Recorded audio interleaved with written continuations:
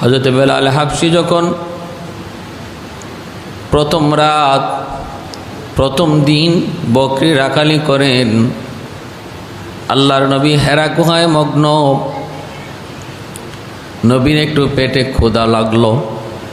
নবী বেলালকে চিনেন না, বেলালও নবীকে চিনেন না। বেলাল উমাইয়ার গোলাম, বকরি রাখালি করেন। নবী গুহার ভিতর থেকে ডাক দিয়া বলেন, ও রাখাল, এদিকে একটু আসো। বেলাল আসলেন। আল্লাহর নবী বলতেছেন, রাখাল রে, আমার পেটে বড় ক্ষুধা, তোমার বকরির থেকে কিছু দুধ নেওয়ার ব্যবস্থা আছে কি? বেলাল বলেন, কে আপনি? চিনি না, পরিচয় জানি না, তবে অপরিচিত হলো আমি আপনাকে দুধ পান করাইতাম, কিন্তু দুঃখ হলো, কষ্ট হলো, আমার কোনো বকরির উলানে দুধ নাই। এমন কোন একটা বকরি নাই যে বকরি উলান থেকে দুধ বের হয়। আল্লাহর নবী বললেন, ও রাখাল, বকরিটা আমার কাছে এনে দেওয়া তোমার কাম, উলানে হাত রাখা আমার কাম, দুধ বের করে দেওয়া আমার আল্লাহর কাম। জোরে বলি সুবহানাল্লাহ। আস-সা'য়ু মিন্নি ওয়াল ইতমামু মিনাল্লাহ ওয়াল্লাযীনা জাহাদু ফীনা লানাহদিয়ান্নাহুম সুবুলানা ওয়া ইন্নাল্লাহা লামাআল মুহসিনিন।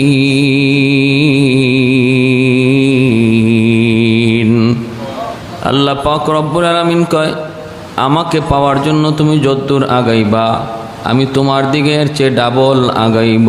সুবহানাল্লাহ। আমাকে পাওয়ার জন্য তুমি চেষ্টা করবা, পথগুলো আমি আল্লাহ খুলে দিব।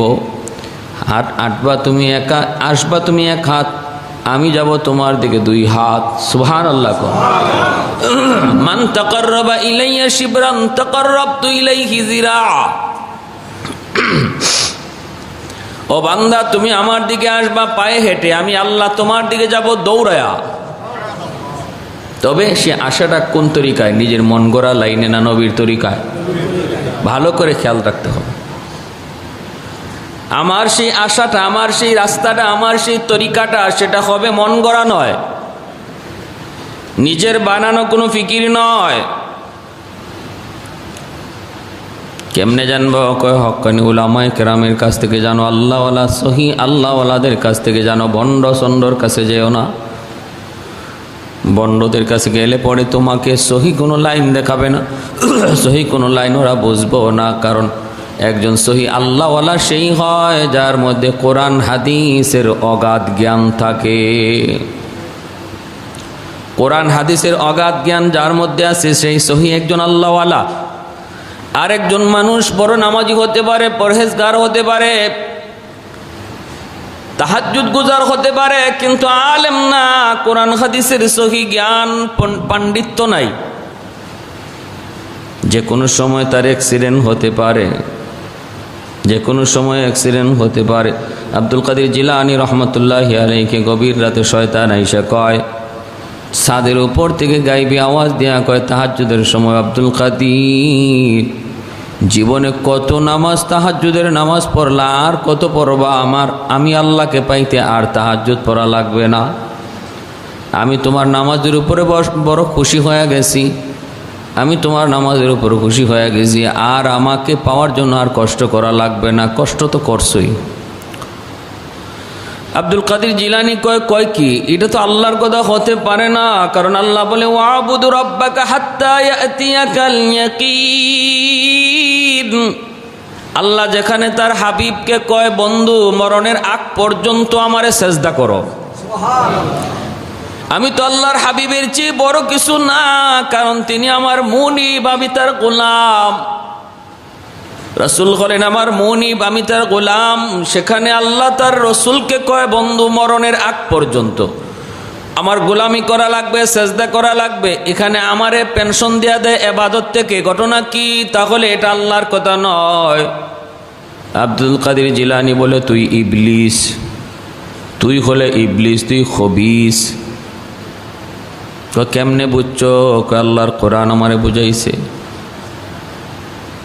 ইবলিস কয়, আব্দুল কাদের শোনো, এলেমের উসিলায় তুমি আজকে বাইচা গেছো। যাদের এলেম নাই, কালাম নাই, এমন তোমার মতো এমন বহু বুজুর্গরে আমি পানি খাওয়াইয়া সারছি, কারণ আমার এই কথার মধ্যে পড়ে গেছে। বহু বহু এলেমের জুড়ে বেঁচে গেছো। আব্দুল কাদের জিলানী কয় আস্তাগফিরুল্লাহ, আল্লাহ তোমার কাছে আশ্রয় চাই। ইবলিস কয় এখন আবার কি দোষ করলাম, কিন্তু তোমার ভালোই গেছি, এখন আবার কি দোষ করলাম। আব্দুল কাদের জিলানী বলে এখনের দোষটাই তোর চরম দোষ। এখনের ষড়যন্ত্রটা আগেরটার চেয়ে আরো ভয়াবহ। কয়টা কোনটা? কয় আমার এলেমের জোরে আমি বাঁচি নাই, আমাকে বাঁচাইছেন আমার আল্লাহ। এর জন্য আল্লাহ নবী বলেছেন ফাকিহুন ওয়াহিদুন আশাদ্দু আলা শাইতানি মিন আলফি আবিদ। একজন কোরআন হাদিসের পরিপূর্ণ জ্ঞান সম্পন্ন একজন আল্লাহওয়ালা শয়তানের কাছে হাজার আবেদের চেয়ে বেশি কঠিন, বেশি ভয়ঙ্কর। একজন আলেমকে শয়তান এত ভয় পায়, 1000 আবিদরে এত ডরায় না। আবিদ কাকে বলে? যার 5 ওয়াক্ত নামাজের একক নামাজও মসজিদে জামাত তরক নাই, যার তাহাজ্জুদ মিস নাই, যে সর্বদা পর্দার ভিতরে চলে, যে বিবি বাচ্চারা পর্দার ভিতরে রাখে, যে কোরআন তেলাওয়াত করে, যে তসবিহ তাহলিল করে, মানুষের গীবত করে না, মানুষের শেকায়াত করে না, সব ধরনের গুনাহ থেকে মুক্ত, কিন্তু বাট আলেম না। কি না? আলেম না, কোরআন হাদিসের জ্ঞান তার নাই। আল্লাহ নবী বলে এমন আবেদ একজন না, 1000 যদি রাখা হয় তবুও শয়তান এদেরকে এত ভয় পায় না যতটা ভয় পায় একজন আলেমকে, যে কোরআন জানে, হাদিস জানে। এজন্য আব্দুল কাদের জিলানী বলছেন তোর আগেরটার চেয়ে পরের ষড়যন্ত্রটা বেশি ভয়ঙ্কর, কারণ এটার মধ্যে ফেল করার সম্ভাবনাই বেশি। কত সুন্দর কথা, তোমার এলেম তোমারে বাঁচাইয়া দিছে। আরে আমার এলেম কি ছাতা, আমারে বাঁচাইছে আমার আল্লাহ। সুবহানাল্লাহ। কয়জন টিকবো আমরা এই পরীক্ষায়? প্রথম পরীক্ষায় আমরা ফেল। যদি রাতের অন্ধকারে শুনি যে আসমান থেকে বা বাতাস থেকে আওয়াজ আসতেছে আব্দুল হালিম, আব্দুল করিম, আব্দুল জব্বার, তোমাকে তো আমি আল্লাহ আমার ওলি বানায় ফেলছি, আজ থেকে তুমি মানুষকে শুধু মুরিদ বানাইবা আর তুমি আমার দরবারে পীর। এরপরের দিন আর আমার পা মাটিতে লাগবে? কি বলেন? জমিনে লাগবে না। এজন্যই বলতেছিলাম আল্লাহ পরিষ্কার বলছেন, বন্ধু যে রাস্তায় হাঁটুক বলে দাও রাস্তা একটাই। আর এই রাস্তাটা সহি রাস্তাটা পেতে হলে নিজের চিন্তায় কোনো আওয়ামের কাছে, কোনো জাহেলের কাছে, কোনো ইংরেজি শিক্ষিত মানুষ, ভালো কথা জেনারেল শিক্ষিত মানুষ কিন্তু কোরআন হাদিসের জ্ঞান নাই, তার কাছে যে তুমি আল্লাহ পাওয়ার রাস্তা চিনবা? قل إن كنتم تحبون الله فاتبعوني يحببكم الله। বেলাল হাবশী রাদিয়াল্লাহু তাআলা আনহু তিনি বলেন আমার কাছে বকরি আছে কিন্তু দুধ নাই। নবী বলেন বকরি আনো, বকরি আনা তোমার কাম, দুধ দেওয়া আল্লাহর কাম। বেলাল হাবশী তিনি বকরি নিয়ে আসলেন, তখন তিনি মুসলমান না, উমাইয়ার গোলাম। আল্লাহর নবীর কাছে এনে দিলেন। নবীজি তার নবমতি হাত, বরকতি হাত বকরির উলানের মধ্যে লাগানো মাত্রই উলানটা দুধে ভরপুর হয়ে গেল। আল্লাহর নবী দুধ দহন করলেন, নিজে খাইলেন, বেলালকে খাওয়াইলেন। আল্লাহর নবীর এই দৃশ্য দেখার পর বেলালের ঘুম হারাম হয়ে গেছে। কি দেখলাম, কারে দেখলাম, তিনি কে, কি তার পরিচয়, তার চেহারা এত সুন্দর, তার কথার মধ্যে এত জাদু, তিনি কে, কি তার পরিচয়? রাতে বেলাল ঘুমায় না, রাতে শুধু একই মানুষ, একই মানুষের চিন্তা, একই মানুষের টেনশন। স্বপ্নে আল্লাহর নবীকে বেলাল দেখে, কে সেই মহামানব। পরের দিন বেলাল হাবশী আল্লাহর নবীকে চুপি চুপি দেখার জন্য ওই গারে হেরার পাশেই তিনি বকরি রাখালি করতে এসেছেন। কাছেই তিনি রাখালি করতেছেন আর চুপি চুপি শুধু দেখতেছেন গুহার ভিতরে ওই মহামানবকে। আর মনের ভিতরে তামান্না, আজও যদি উনি আমাকে ডাক দিতেন, আজও যদি আমাকে একটা ডাক দিতেন। মনের তামান্না অনুযায়ী আল্লাহর নবী আজও তারে ডাক দিলেন, এরে রাখাল এদিকে আসো। জোরে কোন সুবহানাল্লাহ।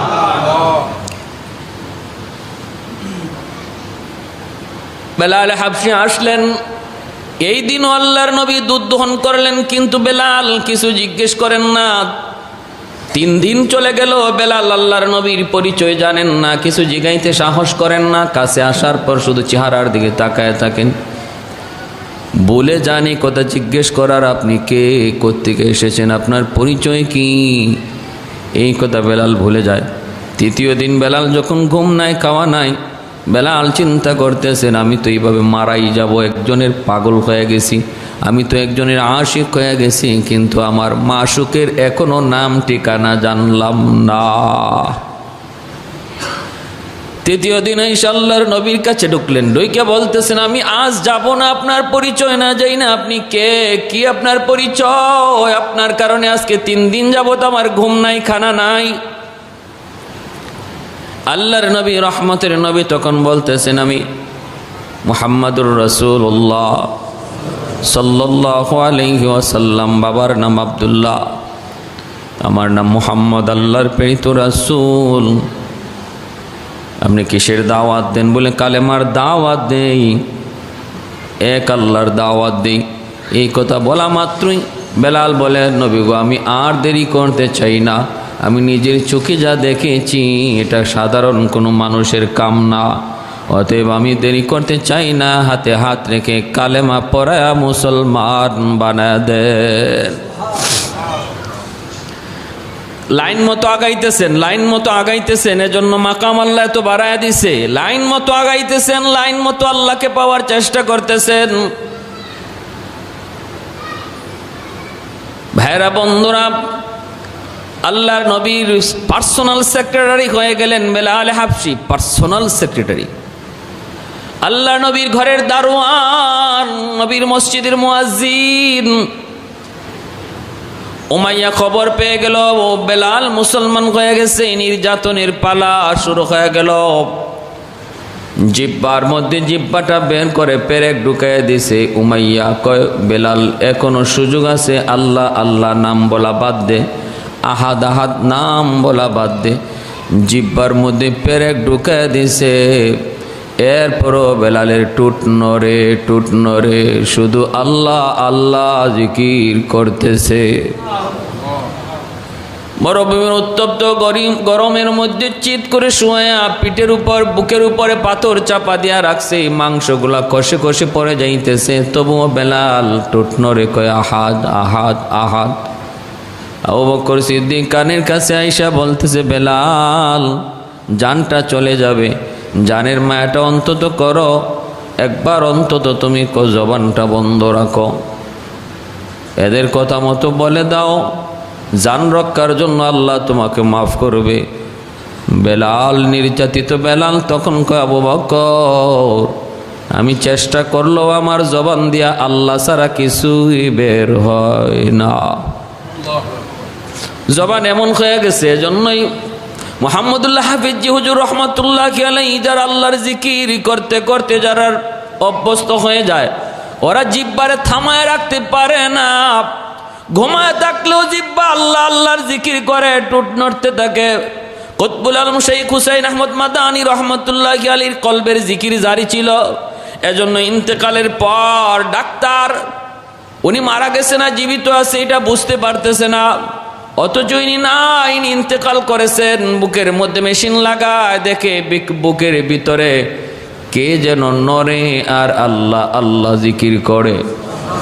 ডাক্তার বলতেছে, পালসের মধ্যে যখন হাত দেই তখন তো কিছুটা বুঝি, মেশিনে তো কয় তার রোহ নাই, তার জান নাই, কিন্তু আমার হাত বলে তার এখনো ভিতরে কে যেন নড়তেছে, কি যেন বলতেছে। হাফিজ হুজুর রহমতুল্লাহি আলাইহি বাথরুম থেকে বের হলেন, খাদেম দেখে জিহ্বা দিয়ে রক্ত বের হইতেছে। হুজুর আপনার জিহ্বা দিয়ে রক্ত বের হয়? তিনি বলেন, কও কি দেখি? হ্যাঁ জিহ্বা দিয়ে রক্ত বের হয়। হুজুরজি আপনি কি বাথরুমে পড়ে গেছিলেন? মুহাম্মদুল্লাহ হাফিজজি কয়, বাবা আমি পড়ি নাই, বাথরুমে ঢোকার পরে আমি বাথরুম করব, তখন ওদিকে আমার জিহ্বা নড়ে, আল্লাহ আল্লাহ জিকির করে। আমি জিহ্বারে বলতেছিলাম, থাম, অন্তত এই সময়টাতে থাম, এই সময় আল্লাহ আল্লাহ জিকির করা যায় না। জিব্বা আমার কথা শুনে না, আমার কথা শুনে না বিদায় জিব্বারে মানানোর জন্য দাঁত দিয়া কামড় দিয়া ধরছিলাম, আর ওই কামড়ে রক্ত বের হয়েছে। এই কামড়ে রক্ত বের হয়েছে। বাবা এই কথাটা কারো কাছে বলবি না, আমার জীবদ্দশায় কারো কাছে বলবি না। খাদেম হুজুরের জীবদ্দশায় কারো কাছে এই খবর কয় নেই, ইন্তেকালের পর খবর জানাইছে। ভাইয়ের জন্য বলতেছিলাম, বেলাল হাবশিও কয়, আবু বকর আমি চাইলেও আমার মুখ দিয়ে আল্লাহ ছাড়া কিছু বের হয় না। আমি যদি চাইও আমার মুখটারে বন্ধ রাখতে, মুখ বন্ধ রাখতে পারি না। লাইনটা ছিল একই লাইন, সহি লাইন, আল্লাহকে পাওয়ার সহি লাইন আমার নবীর মাধ্যমে, নবীর মাধ্যমে, নবীর তরিকার মাধ্যমে। কুল ইন কুনতুম তুহিব্বুনাল্লাহ ফাত্তাবিউনি ইউহিব্বুকুমুল্লাহ। এত সম্মান এত ইজ্জত আল্লাহ দিয়া দিলেন, লাইন মতো হাঁটার কারণে মদিনার মসজিদের মুয়াজ্জিন হয়ে গেলেন। আজান দিতে একটু অসুবিধা হয়, কারণ জিব্বায় পেরেক ঢুকাইছে। উমাইয়া জিব্বায় পেরেক ঢুকাইয়া দিছে, জিব্বাটা তো অনেকটা আক্রান্ত। এজন্য বেলাল আশহাদু আন্না মুহাম্মাদার রাসূলুল্লাহ বলতে পারতেন না। আশহাদু আসতো, আশহাদু উচ্চারণটা সহি হতো না। সাহাবীরা কই, নবী গো আজানের উচ্চারণ বেলালের সহি হয় না। নবী বলে, তাহলে মুয়াজ্জিন বদলায়া দেই। আল্লাহর নবী মুয়াজ্জিন বদলে দিলেন। এশার নামাজের পর নবী ডাক দিয়া কয়, বেলাল আগামী কাল থেকে আর আজান দেওয়া লাগবে না, তোমার আজান সহি না। বেলালের জন্য আসমান ভেঙে পড়ল। মালিক, ও মালিক, তোমার নবীর মসজিদের মুয়াজ্জিন হওয়ার খাতিরে পিছনের সব নির্যাতনের কথা আমি ভুলে গেছি। আল্লাহ আমি পিছনে যা কষ্ট পেয়েছি তুমি এর চেয়ে আমাকে বেশি দিছো। কষ্টের তুলনায় পুরস্কার আমাকে অনেক বেশি দিছো। এখন আমার উপর বুঝি তুমি নারাজ হয়ে গেছো। এশার নামাজের পর সবাই চলে গেছে মসজিদে নববী থেকে একজন যায় না, তিনি হলেন বেলাল। মসজিদের কোণার মধ্যে যায় কান্দে আর কয়, আল্লাহ, ও আল্লাহ, তোমার দরবারে আমি আপিল করলাম। আপিল মামলার রায় হয়ে গেছে জজ কোর্টে আমার বিরুদ্ধে, আমি আপিল করলাম হাইকোর্টে তোমার দরবারে। আল্লাহ তোমার বন্ধু আমাকে চাকরি থেকে নট করে দিছে। আল্লাহ আমি তোমার কাছে চাকরির জন্য আপিল করলাম। সারা রাত এমন কান্নার কান্না, আল্লাহর মসজিদের কুটি দইরা দইরা বেলাল সারা রাত কানলেন। ফজরের সময় আজান দেওয়াইলেন নবী অন্য একজন সাহাবী দিয়া। নামাজ পড়তে সবাই মসজিদে হাজির, কিন্তু দেখা যায় সূর্য উঠে না, বা রাত শেষ হয় না, গভীরতা শেষ হয় না। আল্লাহর নবী রহমতের নবী অপেক্ষায়, সাহাবায়ে কেরাম অপেক্ষায়। এতটুকু টাইমের ভিতরে তো রাত শেষ হয়ে যাওয়ার কথা, আকাশ একটু ফর্সা হয়ে যাওয়ার কথা, কিন্তু গুটগুটে অন্ধকার। নবী চিন্তায় পড়ে গেলেন, কিয়ামত হয়ে যাবে নাকি। কিয়ামতের আগে অবস্থাটা এমন হয়, নবী চিন্তায় চিন্তিত। জিব্রাইল আমিন আইসা হাজির। জিব্রাইল কয়, নবী গো আপনি টেনশনে আছেন? বলে, হ জিব্রাইল টেনশনে আছি, ঘটনা কি কিয়ামত হয়ে যাবে নাকি? জিব্রাইল কয়, না গো নবী, আজকে কি ফজরের আজান মসজিদে নববীতে হয় নাই? নবী বলেন, কেন? গতকালকের চেয়ে আজকের আজান অনেক সুন্দর হয়েছে। জিব্রাইল কয়, নবী গো গতকালকের আজান আমরা শুনেছি আল্লাহর আরশ পর্যন্ত আজান যায় পৌঁছে। আজকের আজান আপনারা শুনছেন আল্লাহর আরশে পৌঁছে নাই। আরশ পর্যন্ত না পৌঁছা পর্যন্ত কখনো রাত শেষ হবে না। বেলালের আজান শুধু দুনিয়ার মানুষ না, আকাশের ফেরেশতারা শোনে, আল্লাহ নিজে শোনে। মায়ার নবী, দয়ার নবী চাকুরিতে আবার বহাল করলেন, বেলাল আজান দেও, আজান দেও, নতুবা দিন আসবে না, রাত যাবে না। এতটা ইজ্জত, এতটা সম্মান, এতটা মর্যাদা আল্লাহ যাকে দিলেন। পথ ছিল একটা, আমার নবীর পথ। অনুসরণ ছিল আমার নবীর অনুসরণ। এজন্য আজকের এই ফিতনার জমানায়ও ভাইরে, ডানে বামে দৌড়াদৌড়ি করবেন না, সহি লাইন খুঁজেন। আমি আল্লাহর নবীর পথ ধরে চলবো, সেটাও আমার চিন্তায় নয়। সেই পথটা কোন পথ, সেটা কোন লাইন, এটা জানতে হলো একজন হক্কানি আল্লাহওয়ালার সোহবতে যাও, একজন আলেমের পাশে যাও, পরামর্শ নাও। করবো সেটাও মন গড়া দুরুদ নয়, সেটাও আমার নবীর সুন্নতি দুরুদ আমি জানবো। জিকির পড়ব, জিকিরটাও সুন্নতি জিকির জানবো। এই প্রতিটা কাজ যখন আমার নবী কিভাবে করছেন জানার চেষ্টা নিয়ে সামনে আগাবো। আল্লাহ বলে, বান্দা তখন আমাকে পাওয়ার জন্য তোমার আগাইতে হবে না, আমি তোমাকে নেওয়ার জন্য আগায় আসবো। কুল ইন কুনতুম তুহিব্বুনাল্লাহ ফাত্তাবিউনি ইউহিব্বুকুমুল্লাহ। অতএব আমাদের জীবনের প্রতিটা কাজ, প্রতিটা আমল কার তরিকায় করব? নবীর তরিকায়। কার তরিকায় করব? নবীর তরিকায় করব। মসজিদে ঢুকবো, এখানেও খেয়াল রাখি আমার নবীর তরিকাটা কি। গল্প করতে করতে মসজিদে ঢুকা না, এটা আমার নবীর তরিকা নয়। মসজিদে ঢুকবার আগেই আমার নিয়ত, আমার চিন্তা, নিয়তটা হলো আমি এতেকাফের নিয়তে ঢুকতেছি, এই মাথার মধ্যে নিয়তটা আনবো। মসজিদে যতক্ষণ থাকবো কথা বলবো না, এতেকাফের নিয়তে ঢুকতেছি, এইভাবে নিয়তটা করে মসজিদে ঢুকো। ডান পা আগে দিয়া বিসমিল্লাহ বলো, দুরূদ শরীফ পড়লো, তারপরে দোয়া পড়ো। এই 5টা সুন্নত আদায় করে মসজিদে ঢুকো। আমি বলি না এই কথা যে ঘন্টার ঘন্টা আপনারা নফল পড়েন। একজন মানুষ যদি মাথার মধ্যে শুধু এই চিন্তাটা রাখে যে আমার রসুল, আমি এখন যে কাজটা করতেছি সেটা দুনিয়ার কাজ হোক, এই কাজটা আমার রসুল কিভাবে করছেন, এখানে রসুলের আদর্শটা কি, এই জিনিসটা এখন না জানি পরে হলেও যদি একজন আলেমের কাছ থেকে জানার ফিকির করি, মনে রাখবেন তার গোটা জিন্দিগির কিবলা সে মুহাম্মদুর রসুল্লাহকে বানায় নিছে। নামাজের কিবলা আমরা বানাবো খানায় কাবা, আর জীবনের কিবলা বানাবো মুহাম্মদুর রসুল্লাহ সাল্লাল্লাহু আলাইহি ওয়াসাল্লাম। আমার জীবনের প্রতিটা কাজের নমুনা হবে নবী মুহাম্মদুর রসুল্লাহর নমুনা। কারণ এমন কোনো সেক্টর, এমন কোনো ক্ষেত্র, এমন কোনো বিভাগ নাই যেখানে নবীর আদর্শ নাই, নবীর আখলাক নাই। আমি যদি বাবা হই, বাবা হিসাবে নবী আদর্শ রেখে গেছেন। আমি যদি রাষ্ট্রপ্রধান হই, রাষ্ট্রপ্রধান হিসাবে নবী আদর্শ রেখে গেছেন। আমি যদি চাকুরিজীবী হই, নবী আম্মাজান খাদিজাতুল কুবরার একজন চাকুরিজীবী ছিলেন, সেখানে নবী আদর্শ রেখে গেছেন। ব্যবসায়ী হলে ব্যবসায় নবী আদর্শ রেখে গেছেন। সর্বক্ষেত্রে শুধু আমাদের চিন্তা করা দরকার, ফিকির করা দরকার, ঘরটা কেমনে চালাবো, বিবি বাচ্চারে কেমনে চালাবো। আমি বলি যে অন্তত দিনে একবার আমরা একটু তালিমের ব্যবস্থা করি, রাতে হোক দিনে হোক, বিবি বাচ্চারে নিয়ে একটু বসে এদের পরামর্শ নেই, ছেলের পরামর্শ নেই, মেয়েটার পরামর্শ নেই। বাবা আমরা 24টা ঘন্টার ভিতরে আধা ঘন্টা আমরা ঘরে তালিম করব। ফাজাইলে আমল পড়বো, ফাজাইলে জিকির পড়বো আধা ঘন্টা। কোন টাইমে বলো, তোমরা পরামর্শ দাও। বিবিরে জিজ্ঞেস করেন। আর বাচ্চা কাচ্চা না থাকে নিজের স্ত্রী, স্বামী স্ত্রী দুজনে করেন, স্বামী স্ত্রী দুজনে করেন। আপনি সব কথাকে বিবিকে বলতে পারবেন না, সব ওয়াজও করা চলে না, কিন্তু কিতাবটা যদি পড়া হয় অটোমেটিক ওয়াজটা হয়ে যেতেছে, সে পেয়ে যেতেছে, কথাগুলি পেয়ে যেতেছে। আমরা পুরুষরা বিভিন্ন জায়গায় যেতে পারি, নসিহত শুনতে পারি, মহিলারা যাবে কোথায়? দায়িত্ব স্বামীর জানানো। কিন্তু আমারই তো পুঁজি নাই, আমি তো ওয়াজ শুনলাম, বয়ান শুনলাম, মসজিদ থেকে বের হলে পরে একজন যদি জিজ্ঞেস করে, বিবি যদি জিজ্ঞেস করে হুজুর আজকে বয়ান কি করছে, বয়ান তো করছে খুব সুন্দর, কিন্তু মনে তো নাই এক কথাও, মনে নাই একটাও। বয়ান তো করছে হুজুর আজকে, কিন্তু এই বিবি কথাগুলো পাবে কোত্থেকে?